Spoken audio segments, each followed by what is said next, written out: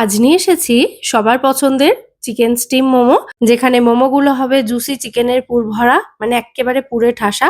আর তার সাথে থাকছে ঝাল ঝাল এবং চটপটা মোমো চাটনির রেসিপি, যেটা আমি একটুও ফ্রাই না করেই তৈরি করব। নমস্কার বন্ধুরা, মেঘার সাথে বাঙালিয়ানার আরো একটি নতুন পর্বে আপনাদের সবাইকে স্বাগত। শুরু করি তাহলে। প্রথমেই চিকেনের পুরটা তৈরি করব। তার জন্য আমি এখানে নিয়েছি 300 গ্রাম বোনলেস চিকেন, সাথে আরো কিছু উপকরণ রয়েছে। তো এগুলোকে একটা ম্যানুয়াল চপারের সাহায্যে আমি একদম মিহি করে কুচিয়ে নেব।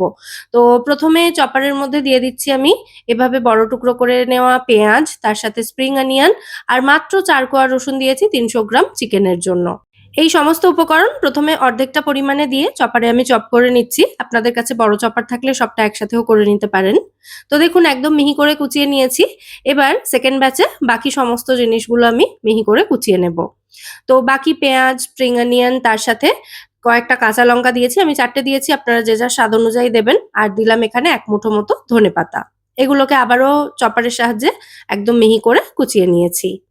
একটা বাটির মধ্যে সমস্তটা রাখলাম।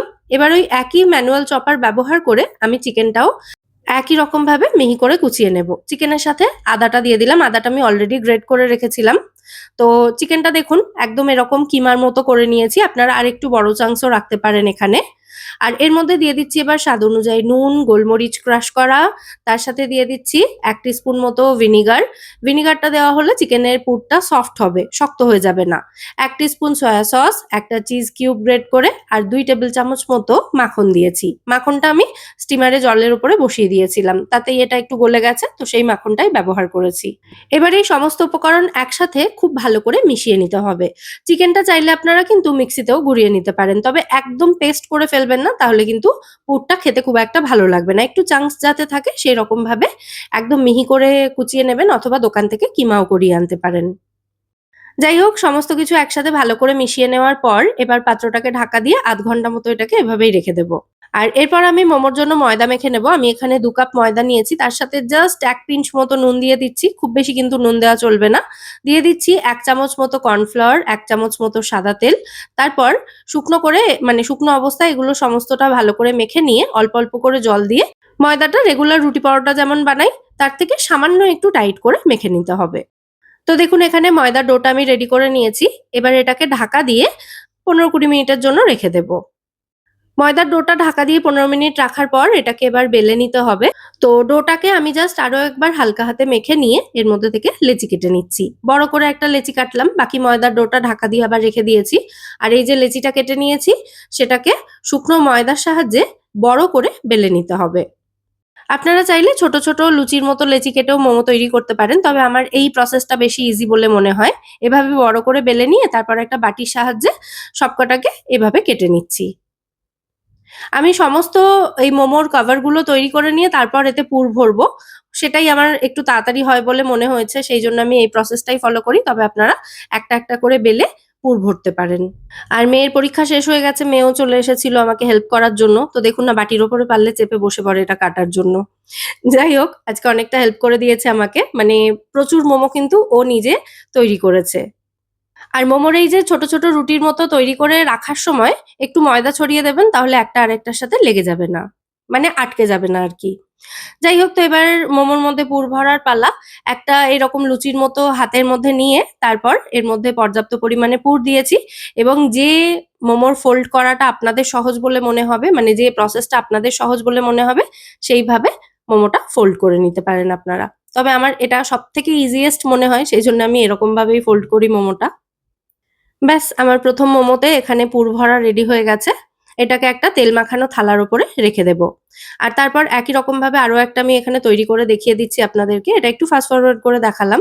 প্রথমে দুটো একটা মোমো ফোল্ড করে প্র্যাকটিস করে নেবেন, তারপর দেখবেন ইজি হয়ে যাবে ব্যাপারটা। যাই হোক, মোমোগুলো আজকে আমি স্টিম করব আমার আগারো রিজেন্সির ইলেকট্রিক মাল্টিকুক কেটেল উইথ স্টিমারে, যেটাতে খুব সহজে মোমোর চাটনি, মোমো স্টিম করা সব একসাথে হয়ে যাবে।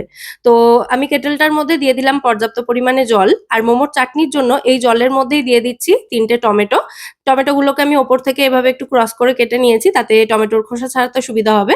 তার সাথে নিয়েছি 4-5টা শুকনো লঙ্কা, ঝালটা আপনাদের যেমন পছন্দ সেই অনুযায়ী কমিয়ে বা বাড়িয়ে দেবেন। আর তার সাথে নিয়েছি ১২-১৪ কোয়া মতো রসুন। এই সমস্ত উপকরণ একসাথে সেদ্ধ করতে হবে। তো কেটেলটা আমি সুইচ অন করে দিলাম। এতে টেম্পারেচার কন্ট্রোল করা যায়। তো আমি প্রথমে হাই টেম্পারেচারে রাখলাম। তারপর এটা যখন ফুটতে শুরু করবে টেম্পারেচারটা লো করে দেব। আর এর মধ্যেই আমি কিছু মোমো এখানে তৈরি করে নিয়েছি। এই সাইডের এই দিকের মোমোগুলো যেগুলো দেখছেন ওগুলো মেয়ে তৈরি করেছে। মানে এরপর থেকে আমি ওই যে কয়েকটা মোমো তৈরি করেছি তারপর থেকে বাকিগুলো কিন্তু মেয়েই করেছে। পরে দেখাচ্ছি আপনাদের। যাই হোক, এই কেটেলের সাথে যে স্টিমারটা এসেছে মানে ওর অ্যাক্সেসরিজ হিসাবেই এসেছে, ওই স্টিমারটাতে তেল মাখিয়ে নিয়ে মোমোগুলো স্টিমারের উপরে সাজিয়ে দিলাম। তো নিচে চাটনির সমস্ত উপকরণগুলো সেদ্ধও হয়ে যাবে আর ওপরে মোমোগুলো একসাথে স্টিমও হয়ে যাবে। তো স্টিমারের ওপরে মোমোগুলো রেখে একটা ব্রাশের সাহায্যে বেশ ভালো করে বাটার ব্রাশ করে দিচ্ছি মোমোগুলোর ওপরে। এতে মোমোগুলো সুন্দর সফট, শাইনি, জুসি সব হবে। মানে শক্ত হয়ে যাবে না আরকি। চিউই টাইপ হয়ে যায় না অনেক সময়? তো সেই জিনিসটা হওয়ার কোনো চান্স থাকবে না।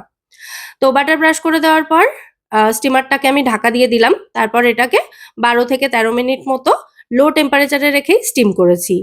তো এবার আমি স্টিমারটা ধরে নামিয়ে নিচ্ছি। আমাদের ১ম ব্যাচের মোমোগুলো রেডি হয়ে গেছে। আর এদিকে মোমোগুলো আমি একটা প্লেটের মধ্যে তুলে নিচ্ছি। আর ১ম ব্যাচের মোমোগুলো স্টিম হয়ে যাওয়ার পর আমি কিন্তু কেটেলটা সুইচ অফ করে দিয়েছি। তো মোমো স্টিম হয়ে যাওয়ার পর সার্ভ করার আগে ওপর থেকে একটু এভাবে চিলি অয়েল দিয়ে দিচ্ছি। এতে কিন্তু মোমোগুলো খেতে দারুণ লাগে। যারা এখনো চিলি অয়েল বাড়িতে বানাননি তারা কিন্তু বানিয়ে নিতে পারেন। রেসিপি আমি জাস্ট কয়েকদিন আগেই দিয়েছি। অথবা দোকান থেকে কেনা চিলি অয়েলও ব্যবহার করতে পারেন এখানে মোমোর ওপরে। যাই হোক, চিলি অয়েল দেওয়া হলে মোমোগুলো খেতে কিন্তু দারুণ লাগে। দেখুন মোমোগুলো দেখতেও কি সুন্দর লাগছে। যাই হোক, এদিকে এবার জল থেকে সেদ্ধ করা টমেটো, রসুন, শুকনো লঙ্কা এগুলোকে আমি তুলে নিচ্ছি। এগুলো একটু ঠান্ডা হলে টমেটোর খোসা ছাড়িয়ে নিয়ে তারপর সবকিছু একসাথে মিক্সিতে দিয়ে মিহি করে পেস্ট করে নিতে হবে। আর এই যে বাকি জলটা রইলো এর মধ্যে আমি ১ চামচ মতো মোমোর পুরটাই দিয়ে দিচ্ছি। মানে যে চিকেনের পুরটা তৈরি করেছিলাম সেটা দিয়েছি। সামান্য কয়েক ফোঁটা দিয়েছি এখানে ডার্ক সয়া সস আর ১/২ চামচ মতো কর্নফ্লাওয়ার দিয়েছি। সমস্ত কিছু একসাথে ভালো করে মিশিয়ে অল্প একটু নুন দিয়ে এটাকে ফুটতে দেব। তাহলে কি হবে, এটা স্যুপের মতো তৈরি হবে আর এর ওপরে মোমোগুলো স্টিম করব। তাতে মোমোগুলোও সুন্দর ফ্লেভারফুল হবে আর এটা স্যুপ হিসাবে খাওয়াও যাবে। তবে এই সময় এই স্যুপটাতে জলটা একটু বেশি রাখবেন যাতে এটা ফুটতে, ফুটতে জলটা কমে না যায়। মানে জল একেবারে শুকিয়ে গেলে এটা নিচ থেকে ধরে যেতে পারে। সেইজন্য জলটা একটু বেশি রাখবেন।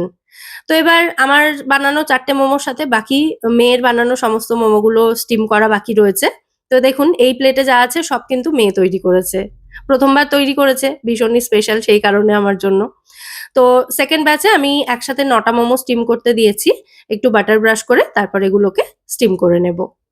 তো এই ছিল ভীষণ ইজি আর সিম্পল একটা মোমোর রেসিপি। অবশ্যই কিন্তু বাড়িতে রেসিপিটা ট্রাই করবেন এবং রেসিপিটা কেমন লাগলো সেটা অবশ্যই আমায় কমেন্টে জানাবেন। ভালো লাগলে একটা লাইক এবং শেয়ার করে দিতে হবে বরাবরের মতো। যাই হোক, এবার চাটনিটা কিভাবে বানাই সেটা একটু দেখিয়ে দিই। সমস্ত কিছু ঠান্ডা করে টমেটোর খোসা ছাড়িয়ে আমি মিহি করে পেস্ট করে নিয়েছি মিক্সিতে। এবার এর মধ্যে দিয়ে দেব আমি স্বাদ অনুযায়ী নুন। নুন তো আগে দেওয়া ছিল না সেজন্য নুনটা দিয়ে দিচ্ছি।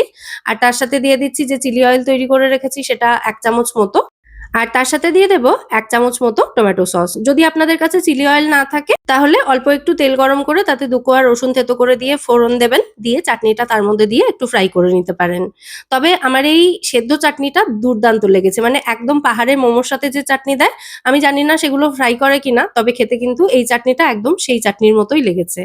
এবার একটা মোমো আমি একটু কেটে দেখিয়ে দিলাম। দেখেই আশা করি বুঝতে পারছেন ভেতরে চিকেনটা কিন্তু একদম প্রপারলি সেদ্ধ হয়েছে।